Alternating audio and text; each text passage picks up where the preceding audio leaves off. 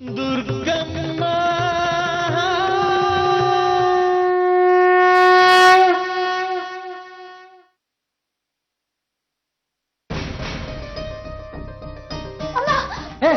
ಹೆದ್ರು ಬೇಡ ಅಕ್ಷತಾ, ನಾನು ಇಲ್ಲಿಗೆ ಯಾರು ಬರಲ್ಲ ಕಣೆ. ಕೇಶವನ ಹತ್ರ ಮನೆ ಎದುರು ನಿಂತು ಯಾರು ಗಟ್ಟಿಯಾಗೂ ಮಾತಾಡಲ್ಲ. ಬಿಡೋದಿಲ್ಲ ನನ್ನ ಹಣೆ ಬರನು ಇಷ್ಟು. ಅಪ್ಪ ಏನೂ ಇಲ್ಲ, ಯಾರು ಇಲ್ಲ. ಅಣ್ಣನ್ ತರ ನಾನಿದ್ದೀನಿ ಕಣೆ. ನೀನ್ ದೇವಿ ಮನೇಲಿ ಇದ್ಯಾ ಅಂದ್ಮೇಲೆ ನೀನ್ ನಮ್ಮವಳು ಅಂತ ಅರ್ಥ. ನಿನಗೇನಾದ್ರೂ ಹೆಚ್ಚು ಕಡಿಮೆ ಆದ್ರೆ ದೇವಿ ಮನೆಗೆ ಕೆಟ್ಟ ಹೆಸರು. ಏನೂ ಆಗಲ್ಲ, ಹೆದ್ರು ಬೇಡ. ಕೇಶವನ ಹತ್ರ ಮನೆ ಹೆದರ್ಕೊಂಬೇಡ ಅಂತೇಳಿ ನೀವಂತ್ರಿ, ಆದ್ರೆ ನಂಗೆ ಏನೋ ಹೇಳಕ್ ಹೊರಟಿದ್ಯಾ, ಅದೇನು ಅಂತ ಹೇಳು, ನಾನು ಕೇಳಿಸ್ತೀನಿ. ನಿಮ್ಮಪ್ಪ ಏನ್ ಬಗ್ಗೆ ಅಂದ್ರೆ ನಿಮಗ್ ಬೇಜಾರತ್ತೇನೋ, ಬೇಡ ಬಿಡಿ. ಈ ನಡುವೆ ನಾನು ಅಪ್ಪಾಜಿ ಜೊತೆ ಮುಂಚಿನ ಹಾಗಿಲ್ಲ. ಈ ನಡುವೆ ಅವ್ರ ಮನೆಗೆ ಬಂದಿದ್ದೆ, ನಾನು ನೋಡಿಲ್ಲ. ಬೇಡ ಬಿಡಿ, ನಾ ಇಲ್ಲಿ ಬಂದು ಒಂದ್ ಮನೆ ಹೊಡಿತು, ನಂಗೆ ಇದೆಲ್ಲ ಬೇಡ. ನಮ್ ಸುತ್ತಮುತ್ತ ಏನ್ ನಡೀತಿದೆ ಅಂತ ನಮಗ್ ಗೊತ್ತಾಗ್ಬೇಕು ಅಕ್ಷತಾ. ನೀನ್ ತಪ್ಪು ಮಾಡಿಲ್ದೇ ಇರ್ಬೋದು, ಆದ್ರೆ ದೊಡ್ಡವರು ಅನ್ನಿಸ್ಕೊಂಡಿರೋ ತಪ್ಪು ಮಾಡಿದ್ದಾರೆ, ಅದಕ್ಕೆ ನಾವು ಅನುಭವಿಸ್ತಾ ಇದೀವಿ. ನಾವು ನಾ ಇಲ್ಲಿ ಇಪ್ಪದಿಲ್ಲ, ಬಿಟ್ಬಿಡಿ ನನ್ನೆಲ್ಲ. ನಾ ಎಲ್ಲಿ ಹೊರ ಅಟ್ಟಿಸ್ಕೊಂಬಂದ್ರೆ ನಾ ಎಂತ ಮಾಡ್ಲಿ ಹೇಳಿ. ಅಕ್ಷತಾ, ನೀನ್ ಕೋರ್ಟಲ್ಲಿ ಇದ್ದೆ ಅಲ್ವಾ? ಹೌದು. ಕೋರ್ಟ್ ಇನ್ನೂ ಮುಗ್ದಿಲ್ಲ, ಮತ್ತೆ ನೀನ್ ಜನ್ನನ್ ಕಡೆಯವ್ರಿಗೆ ಹೇಗೆ ಸಿಕ್ಕಾಕೊಂಡೆ? ಕೋರ್ಟ್ ನಲ್ಲಿ ನಾ ಅವ್ರ ಮಗಳೇ ಅಲ್ಲ ಅಂದ್ರು. ಆಗಳಿಕೆ ನಂಗೆ ಬೇಜಾರಾಗಿ ಹೊರಗ್ ಬಂದೆ. ಭೂಪಾಲ್ ಅವ್ರು ಬಂದ್ರು, ನಾವೆಲ್ಲ ಇದ್ದೀವಿ ಅಳ್ಬೇಡ ಅಂದೇಳಿ ನನ್ನನ್ನು ಯಾವ್ದೋ ಗೋಡೌನ್ ಅಲ್ಲಿ ಇಟ್ರು. ಅಲ್ಲಿಗೆ ಜನ್ನನ್ ಕಡೆ ಹುಡುಗರು ಬಂದ್ರು, ನನ್ನನ್ನು ಹಿಡ್ದು ಹಾಕ್ರು. ಆಮೇಲೆ ನೀವು ಬಂದ್ರಿ. ಕೈ ಮುಗಿತೆ, ನನ್ನ ನಿಂದ ಕಳಿಸ್ಬಿಡಿ, ನಿಮ್ದಮ್ಮಯ್ಯ ಅಂತೆ ಅಣ್ಣ ಅಂತೇಳಿ ಹೇಳಿರಿ. ನಾ ಇಲ್ಲಿದ್ರೆ ಬದುಕಿಲ್ಲ ಅಂತೇಳಿ ಗೊತ್ತಾಗಿ ಹೋಯ್ತು. ನಾ ಇಲ್ಲಿದ್ರೆ ಸತ್ತು ಹೋತೆ. ನಾ ಇಲ್ಲಿಂದ ಈಗ್ಲೇ ಹೊರಡ್ಕೊ.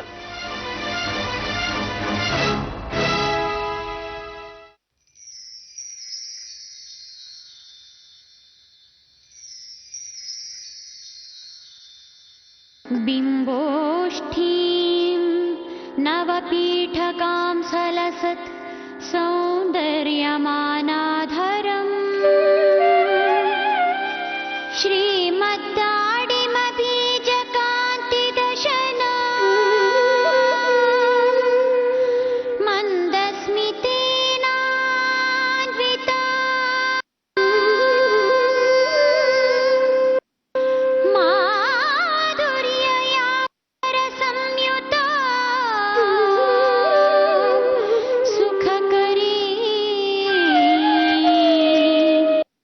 मारेण संसेविता श्रीकोल्हापुरवासिनी भगवती ध्यायामि ಮೂಕಾಂಬಿಕಾ. ನೀನ್ ಸೃಷ್ಟಿ ಮಾಡಿದ್ದೆ ನಾನು ನಿನಗೆ ಅರ್ಪಿಸಿದ್ದೀನಿ. ನಿನ್ ಸೇವೆ ಎಷ್ಟು ಮಾಡಿದ್ರೂ ತೃಪ್ತಿ ಆಗಲ್ಲ ಅಮ್ಮ. ಆದ್ರೆ ಮನಸ್ಸಿನಲ್ಲಿ ನಿನಗೆ ಸಿಗಬೇಕಾಗಿರೋ ಶಂಖ ಸಿಕ್ಲಿಲ್ಲ ಅನ್ನೋ ಅತೃಪ್ತಿ ಇದೆ. ಯೋಚಿಸ್ಬೇಡ, ಸಿಗಬೇಕಾದ್ದು ಸಿಕ್ಕೇ ಸಿಗುತ್ತೆ. ಅಪ್ಪ ಅಮ್ಮ ಬೇರೆ ಬೇರೆ ಆಗ್ಬೇಕು ಅಂತ ನ್ಯಾಯಾಲಯದಲ್ಲಿ ಎದುರು ಬದ್ರು ನಿಂತಿದ್ದಾರೆ. ಆ ವಿಚಾರನ ನಿನ್ ನ್ಯಾಯಾಲಯಕ್ಕೆ ಹಾಕ್ತಿದ್ದೀನಿ. ಅಪ್ಪ ಅಮ್ಮಂಗೆ ನೀನೇ ಉತ್ತರ ಕೊಡ್ಬೇಕು. ಧೈರ್ಯವಾಗಿರ್ಬೇಕು. ನನ್ನ ಬೆನ್ನ ಹಿಂದೆ ಯಾವುದೂ ಘಟಿಸಲ್ಲ. ಎಲ್ಲವೂ ನನ್ನ ಕಣ್ಣ ಮುಂದೆಯೇ ನಡೆಯುತ್ತೆ. ನನ್ನ ಕಣ್ಣ ಮುಂದೆ ನಡೆಯೋ ಎಲ್ಲಾ ಘಟನೆಗಳಿಗೂ ನಾನೇ ತೀರ್ಪು ಕೊಡ್ತೀನಿ. ಮತ್ತೀಗ ಶಂಖ, ಅದರಿಂದ ನನಗ್ ಸಿಗೋ ಪರಿಹಾರ? ನೀನು ಈಗ ಮಾಡಿರೋ ಸೇವೆಗೆ ಪ್ರತಿಫಲ ಇದೆ. ಒಳ್ಳೆದಾಗುತ್ತೆ. ನೀನು ದುರ್ಗಾಪುರಕ್ಕೆ ಹೊರಡು.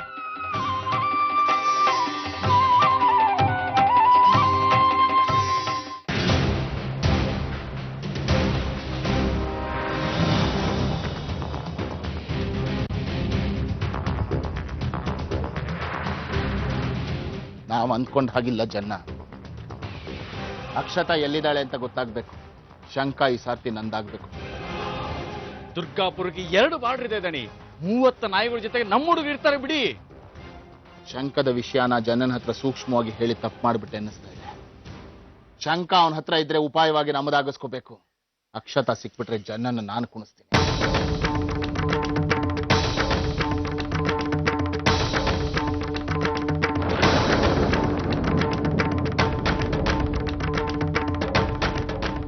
ದೊಡ್ಡ ಪಾಳ್ಗಾರಿಕೆ ಅಂತೆಲ್ಲ ಮಾತಾಡ್ತೀರಾ? ಅವನ್ ಯಾವನೋ ಜನ್ನ ಅಂತೆ ಯಾವುದೋ ಊರಿಂದ ಬಂದು ನಮ್ಮೂರಲ್ಲಿ ದಾಂದ್ಲೆ ನಡೆಸ್ತಾ ಇದ್ದಾನೆ. ನನ್ನ ಕೈಯಲ್ಲಿ ಏನಾದ್ರು ಸಿಗಾಕೊಂಡ್ರೆ ಅವನಿಗೊಂದು ಗತಿ ಕಾಣಿಸ್ತೀನಿ ನಾನು. ಎಷ್ಟೆಲ್ಲ ತೊಂದರೆ ಮಾಡ್ದ ಗೊತ್ತಾ ಅವನು ಅಕ್ಷತನ್ಗೆ? ಸುಚೇಂದ್ರಣ್ಣ, ಜನ್ನನ್ ಹುಡುಗರು ನನ್ನ ಎಳ್ಕೊಂಡು ಹಾಕಿದ್ರೆ ಭೂಪಾಲಣ್ಣ ಅಲ್ಲೇ ಇದ್ರು. ಇವರೇ ನನ್ನ ಕೋರ್ಟಿಂದ ಕರ್ಕೊಂಡ್ ಬಂದಿದ್ದು.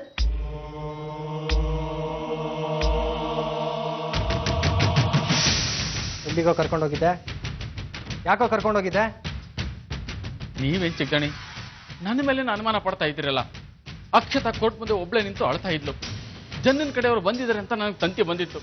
ಅದಕ್ಕೆ ಅವಳನ್ನ ರಕ್ಷಣೆ ಮಾಡೋಣ ಅಂತ ಕೋರ್ಟ್ ಮುಂದೆ ಇದ್ದ ಅಕ್ಷತನ ನಾನೇ ಕರ್ಕೊಂಡು ಹೋದೆ. ಎಂತ ರಕ್ಷಣೆ ಅಂದೇಳಿ ಗೊತ್ತಿಲ್ಲ ಸುಚೇಂದ್ರಣ್ಣ. ಜನ್ನನ್ ಕಡೆಯವರು ನನ್ನ ಹೊಡೆದು ಎಳ್ಕೊಂಡು ಹೋಗಿದ್ರೆ ಇವ್ರು ಒಂದು ಮಾತಾಡದೆ ಸುಮ್ಮನೆ ನಿಂತಿದ್ರು. ರಕ್ಷಣೆ ಮಾಡೋ ರೀತಿನೇನಾಯ್ತು? ಹೆಂಗ ಒಳಗ್ ನುಗ್ತಾರೆ ಜನ್ನನ್ ಕಡೆಯವರು? ಕೋರ್ಟ್ನಲ್ಲಿ ಪೊಲೀಸ್ನವ್ರು ಇರ್ಬೇಕಾದ್ರೆ ಇದೆಲ್ಲ ನೀನು ಗೊತ್ತಿಲ್ಲದೆ ಇರಲ್ಲ. ಸತ್ಯ ಹೇಳು ಭೂಪಾಲು, ಯಾಕೆ ಇವಳನ್ನ ಅಲ್ಲಿಂದ ಕರ್ಕೊಂಡೋದೆ? ಕೈಯಲ್ಲಿ ಪಿಸ್ತೂಲ್ಗಳಿತ್ತಂತೋ ಹೆಂಗ್ ಹೊಡೆದಾಡ್ತಾನವನು?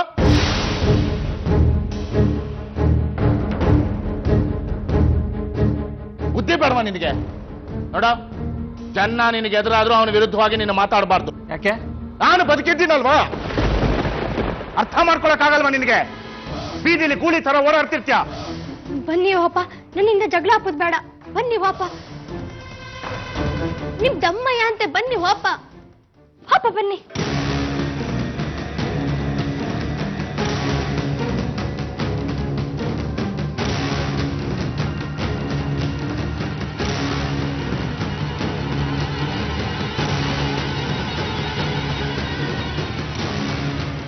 ನಿಜಾದನೆ ನಿಮ್ಮ ಮಾತು. ಜನ್ನ ನಾವು ನಂಬೋ ಹಾಗೆ ಇಲ್ಲ. ಶಂಕ ಅಕ್ಷತನ ಹತ್ರ ಇಲ್ಲ. ಜನ್ನ ಮತ್ತು ಜನ್ನನ್ ಕಡೆಯವರು ಶಂಕ ಅಕ್ಷತನ ಕೈಲಿ ಹೋಯ್ತು ಅಂತ ಹೇಳ್ತಾ ಇದ್ದಾರೆ. ಶಂಕ ಅಕ್ಷತನ ಹತ್ರ ಇಲ್ಲ ಅಂದ್ಮೇಲೆ ಎಲ್ಲಿಗೋಯ್ತು? ದಣಿ, ಅಕ್ಷತ ಮನೆಯಲ್ಲಿದ್ದಾಗ ಶಂಕನ ಇಲ್ಲೇ ಬಿಟ್ಟು ಮರ್ತು ಹೋಗಿದ್ದಿದ್ರೆ?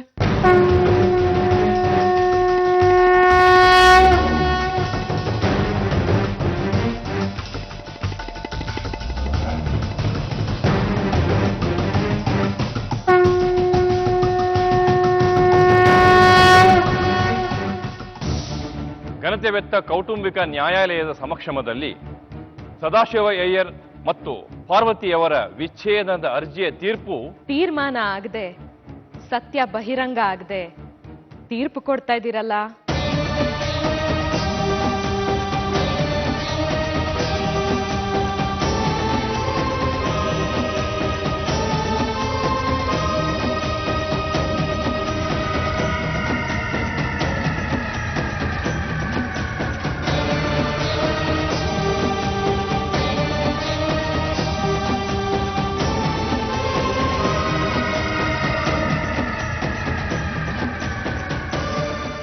ಯಾರು ನೀವು? ಹಾಗೆಲ್ಲ ಮಧ್ಯ ಪ್ರವೇಶ ಮಾಡೋ ಹಾಗಿಲ್ಲ. ಅದರಿಂದ ಯಾರಿಗೂ ನಷ್ಟ ಇಲ್ಲ. ನಾನೇ ಮುಖ್ಯವಾದ ಸಾಕ್ಷಿ. ಯಾವುದಕ್ಕೆ? ಇಲ್ಲಿ ನಡೀತಾ ಇರೋ ನ್ಯಾಯ ತೀರ್ಮಾನಕ್ಕೆ. ನನ್ನ ಸಮ್ಮುಖದಲ್ಲಿ ಆರಂಭವಾಗಿದ್ದು ನನ್ನ ಸಮ್ಮುಖದಲ್ಲೇ ಮುಕ್ತಾಯವಾಗಬೇಕು. ನೀವು ಯಾರು ಅಂತ ಮೊದಲು ಹೇಳಿ. ಮುಖ್ಯಸ್ಥೆ. ಯಾವುದಕ್ಕೆ ಮುಖ್ಯಸ್ಥೆ? ಸತ್ಯಕ್ಕೆ, ಧರ್ಮಕ್ಕೆ, ನೀತಿಗೆ, ಪ್ರಾಮಾಣಿಕತೆಗೆ.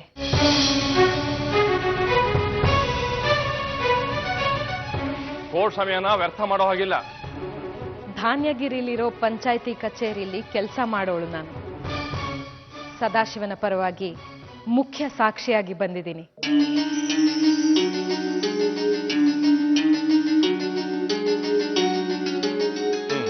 ಸರಿ, ಏನ್ ಹೇಳ್ಬೇಕೋ ಹೇಳಿ. ಅರ್ಧ ಸತ್ಯನ ಕೇಳಿ ತೀರ್ಪು ಕೊಡಬೇಡಿ. ಇದುವರೆಗೂ ನೀವು ಕೇಳಿದ್ದು ಅರ್ಧ ಸತ್ಯ. ನಾನು ಹೇಳೋದು ಪೂರ್ತಿ ಸತ್ಯ. ಎಲ್ಲವೂ ನಡೆದಿದ್ದು ನನ್ನ ಸಮ್ಮುಖದಲ್ಲೇ.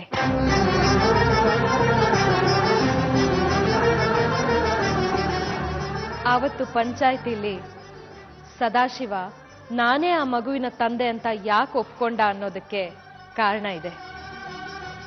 ನಾನದನ್ನ ತಿಳಿಸ್ಬೇಕಾಗಿದೆ. ಮಗಳು ವ್ಯಥೆ ಪಡ್ತಾ ಇದ್ದಾಳೆ, ಅಪ್ಪ ಅಮ್ಮ ದೂರ ಆಗ್ತಾ ಇದ್ದಾರೆ ಅಂತ. ಅದಕ್ಕೆ ನಾನು ಬಂದೆ. ಸರಿ, ಗೊತ್ತಿರೋ ಸತ್ಯನ ಮುಚ್ಚು ಮರೆಯಲ್ದೆ ಹೇಳಿ. ಯಾವುದೇ ಆಮಿಷಕ್ಕೆ ಒಳಗಾಗಿ ಇಲ್ಲಿ ಬಂದಿಲ್ಲ ತಾನೆ? ಸೇವೆ ಮಾಡಿದ್ದಕ್ಕೆ ಪ್ರತಿಫಲ ಕೊಡೋಕೆ ಬಂದಿದ್ದೀನಿ. ಹೇಳಿ, ಸತ್ಯ ಹೇಳಿ. ಧಾನ್ಯಗಿರಿಲಿ ಪಂಚಾಯಿತಿ ನಡೆಯೋ ಹಿಂದಿನ ದಿವಸ ಸದಾಶಿವ ಚಿನ್ನದ ವ್ಯಾಪಾರಕ್ಕಾಗಿ ಅಲ್ಲಿಗೆ ಬಂದಿದ್ದ. ತಗೊಳವ ನೋಡವ, ಇದು ಚೆನ್ನಾಗಿದೆ. ಎಷ್ಟೊಂದು ರೇಟ್ ಹೇಳ್ತಿದ್ದಾರೆ. ತಗೋ, ನಾನು ಕೂಲಿ ಮಾಡೋನೆ, ದುಡ್ಡಿನ ಬೆಲೆ ಗೊತ್ತಿದ್ದೀನಿ. ಕಾಲುಂಗ್ರವಾ 40 ಕೊಡು. ಇಲ್ಲಣ್ಣ 30 ರೂಪಾಯಿ. ನಂಗೂ ಬೇಡ ನಿಂಗೂ ಬೇಡ. ಏನಣ್ಣ ಇಷ್ಟೊಂದು ಚೌಕಾಸಿ ಮಾಡ್ತಿದ್ದಾರೆ? ಹೊರಗಡೆ 50 ರೂಪಾಯಿ ಹೇಳ್ತಾರಲ್ಲ ಅದಕ್ಕೆ. ಆಯ್ತು ಕೊಡು, 30 ಕೊಡು. ತಗೊಳವ, ನೀನೇನು ಕೇಳ್ದಲ್ಲವ? ಸರ ಬೇಕನ್ನ? ತಗೊಳವ, ಹೊಸ ಡಿಸೈನ್.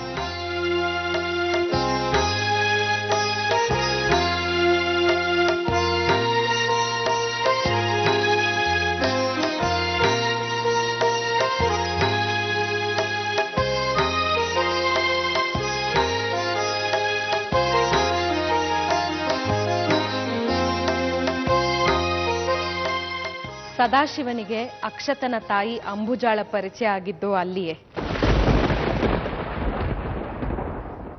ಸತ್ಯ ಇರೋದು ಇಲ್ಲಿ, ಮಾನವೀಯತೆ ಇರೋದು ಇಲ್ಲಿ.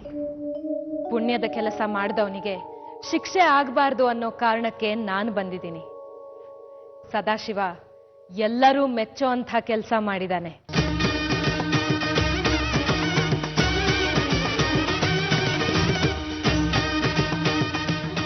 ಅಂಬುಜ ಮರಗಿದ್ದಕ್ಕೆ ನೀನು ಅನುಕಂಪ ತೋರಿಸಿದ್ದು ಮರ್ತೋಯ್ತಾ? ಮಾತಿಗೆ ತಪ್ಪಿದ್ರೆ ಅಕ್ಷತನಿಗೆ ತೊಂದರೆ ಆಗುತ್ತೆ. ಮಾತಿಗೆ ತಪ್ಪದೆ ಹೋದ್ರೆ ದೇವಿಗೆ ತೊಂದರೆ ಆಗುತ್ತೆ. ನೀನು ಯಾರು ಅಂತ ನಿನ್ನ ನಾನು ನೋಡೇ ಇಲ್ಲ. ಬೆನ್ನು ಹಾಕಿ ಕೂತಿರ್ತೀಯ ನೀನು, ಅದಕ್ಕೆ ನಿನಗೆ ನನ್ನ ಗುರ್ತಿಲ್ಲ. ಮಗುನ ಸಾಯಿಸ್ತಾರೆ ಏನ್ ಮಾಡ್ಲಿ ಅಂತ ಅಂಬುಜ ಪಂಚಾಯಿತಿ ನಡೆಯೋ ಹಿಂದಿನ ದಿವಸ ಸದಾಶಿವನ ಮುಂದೆ ಕಣ್ಣೀರ್ ಹಾಕಿದ್ಲು.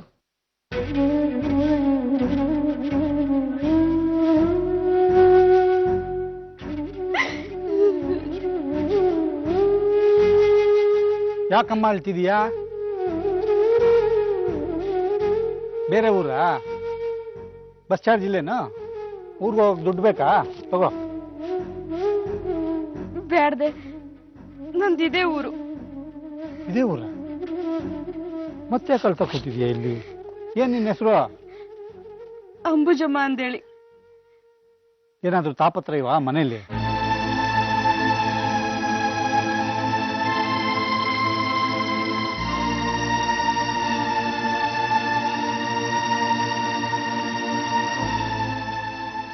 ನೋಡಮ್ಮ, ನೀನು ಹೀಗೆಲ್ಲ ಅಳಬಾರ್ದು.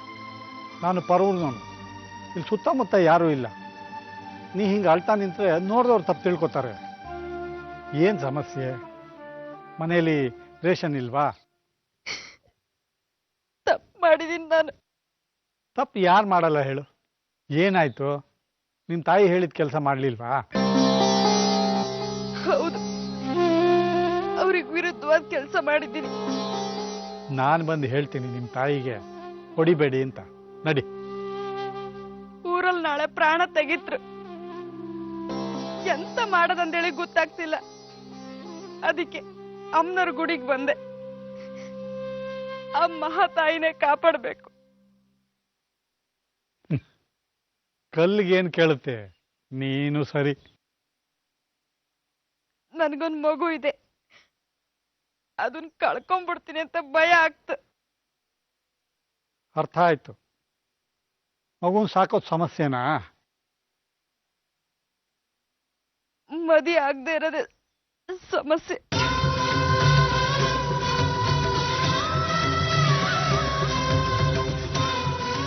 ನಾನೊಬ್ಬನ ಪ್ರೀತಿಸಿದ್ದೆ, ಮೋಸ ಆಯ್ತು. ಅವನಿಂದ ಮಗು ಆಯ್ತು, ಮದಿ ಆಗ್ಲಿಲ್ಲ. ನನ್ಗೀಗ 2 ತಿಂಗಳು ಮಗು ಇದೆ.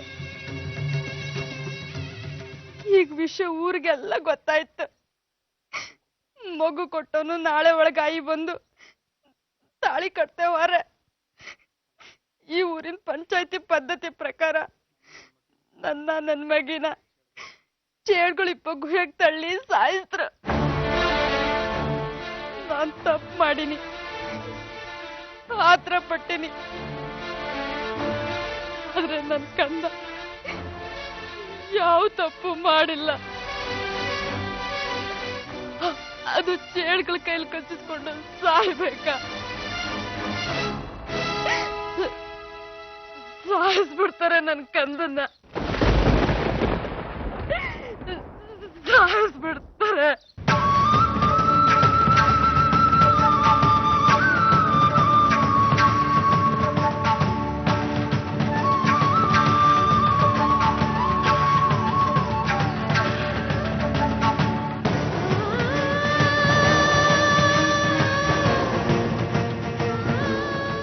ಎರಡು ತಿಂಗಳ ಮಗುವಿನ ಪ್ರಾಣನ ಕಾಪಾಡೋಕೆ ಸದಾಶಿವನ ಹತ್ರ ಬೇರೆ ಯಾವ ದಾರಿನೂ ಇರಲಿಲ್ಲ.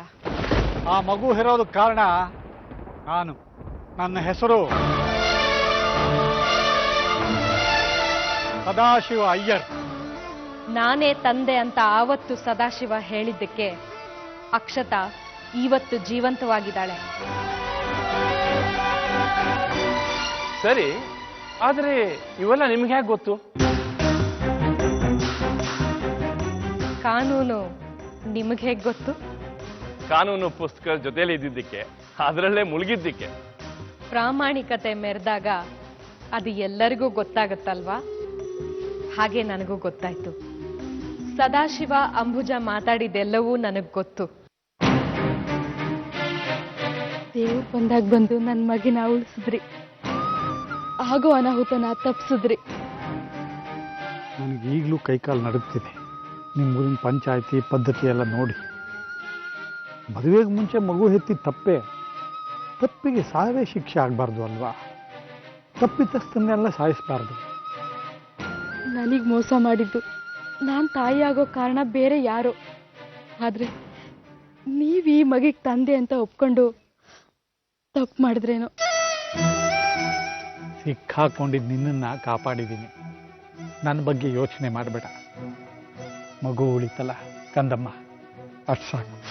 ಅದನ್ನೆಲ್ಲ ಯಾಕೆ ಇವ್ರು ಮೊದಲೇ ಹೇಳಲಿಲ್ಲ ನನಗೆ? ನೀನು ತಾಳ್ಮೆ ವಹಿಸ್ಲಿಲ್ಲ, ನಿನ್ನ ಮಗಳು ತಾಳ್ಮೆ ವಹಿಸ್ಲಿಲ್ಲ. ಸತ್ಯ ಬೆಳಕಿಗೆ ಬರಕ್ಕೆ ಸಮಯ ತಗೊಳುತ್ತೆ. ಇದೆಲ್ಲ ನಿಮಗೆ ಹೇಗೆ ಗೊತ್ತು? ನೀವು ಅಂಬುಜನ್ ನೆಂಟ್ರ? ಸಾಯೋ ಕಾಲದಲ್ಲಿ ಅಂಬುಜ ಇದನ್ನೆಲ್ಲ ನಿಮಗೆ ಹೇಳಿದ್ಲಾ? ನಾನು ಎಲ್ಲರಿಗೂ ಬೇಕಾದವಳು, ನನಗೆಲ್ಲರೂ ಬೇಕು. ನನ್ನ ಪ್ರಶ್ನೆ ಅದಲ್ಲ. ಇವ್ರು ಯಾಕೆ ಕೊನೆ ಕ್ಷಣದವರೆಗೂ ಇದನ್ನೆಲ್ಲ ಹೇಳಲಿಲ್ಲ? ನನ್ನ ಸಮಕ್ಷಮದಲ್ಲೇ ಎಲ್ಲವೂ ನಡೀತು ಅಂತ ಹೇಳಿದೆ ಅಲ್ವಾ? ಮಾತಿಗೆ ತಕ್ಕ ಹಾಗೆ ಯಾರು ನಡ್ಕೋತಾರೋ ದೈವ ಅಂಥವರಿಗೆ ಸಹಕಾರ ನೀಡುತ್ತೆ. ಪೂಜೆ ಮಾಡದೆ ಪುಣ್ಯನ ಸಂಪಾದಿಸಿದವನು ಸದಾಶಿವ. ಮಾತಿಗೆ ತಕ್ಕ ಹಾಗೆ ನಡ್ಕೊಂಡು ಪ್ರಾಮಾಣಿಕ ಅನ್ನಿಸ್ಕೊಂಡವನು ಸದಾಶಿವ. ಮಾತಲ್ಲಿ ಸರಸ್ವತಿ ಇರ್ತಾಳೆ. ನಿಮಗೆ ಕಾಲಿಗೆ ಬಿದ್ದು ಕೇಳ್ಕೊಳ್ತೀನಿ, ನೀವು ನನ್ನ ಗಂಡ ಅನ್ನೋದು ಸುಳ್ಳು ಅಂತ ಗೊತ್ತಾದ್ರೆ ಮತ್ತೆ ಪಂಚಾಯತಿ ಸೇರಿಸಿ ನನ್ನ ಮಗಿನ ಕೊಲ್ಲೋಕೆ ಆದೇಶ ಮಾಡ್ತಾರೆ. ಈ ಮಗಿಗೆ ತಂದೆ ನೀವಲ್ಲ, ಯಾರೋ ಮಾಡಿದ ಪಾಪನ ನಿಮ್ಮ ತಲೆಗೆ ಸುತ್ಕೊಂಡಿದ್ದೀರಿ. ದಯವಿಟ್ಟು ಈ ವಿಷಯನ ಯಾರಿಗೂ ಹೇಳಲ್ಲ ಅಂತ ನನಗೆ ಮಾತು ಕೊಡಿ.